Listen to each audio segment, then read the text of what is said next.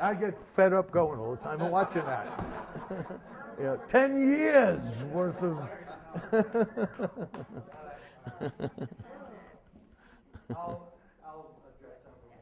To answer your question, the Ojai Valley really is a double-edged sword. When you look at our budget and you look at the bed and breakfast tax and all the taxes, the occupancy tax that comes into the city as a result of an inn when it's vibrant and busy, it's a major portion of the budget. Yeah.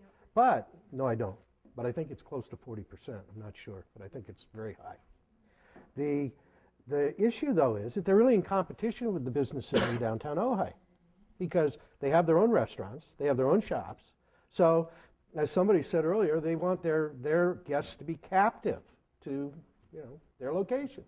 And you can't blame them for that, but that doesn't help the city of Ojai particularly, other than the taxes that we generate.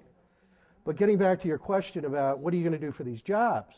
Well, three outside-the-box solutions. Right, well, that's right. But the issue that you talked about was the fact that you couldn't get a job because they'd laid other people off. Well, one of the problems we have in Ojai now, because of the economy and everything, is because the businesses, there's empty stores in the arcade now because of the economy. Well, one of the things that I am so adamant about is becoming really proactive to go out and find business that is suitable to Ojai to bring them in to fill the empty buildings. And that's going to create jobs for people. I don't think the city's doing anything right now to proactively recruit any kind of businesses that are environmentally acceptable to Ojai, that are going to generate jobs for Ojai, keep people in Ojai instead of driving down into Ventura for their employment. So that's one of the things that I think that we should do.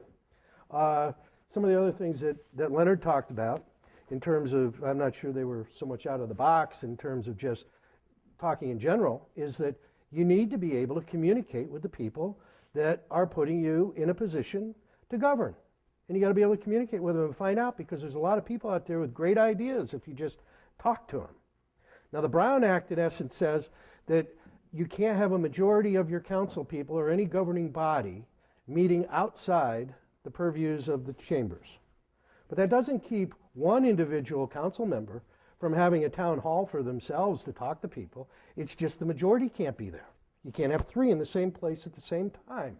And the Brown Act was put into place to avoid the old cigar smoke-filled back rooms where people came out to the 5 members of the Ojai City Council or any other commission, came out, sat down, and the decision was already made. They were just there going through the motion, and the decision had already been made outside of the public input, outside of the deliberation that the council is supposed to give to all of the issues that come before the city.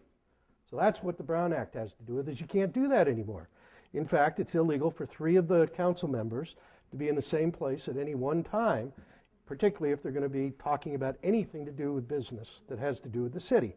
It has to all be done out at the general public hearing, and anything done behind closed doors is a violation if there's more than a majority of them.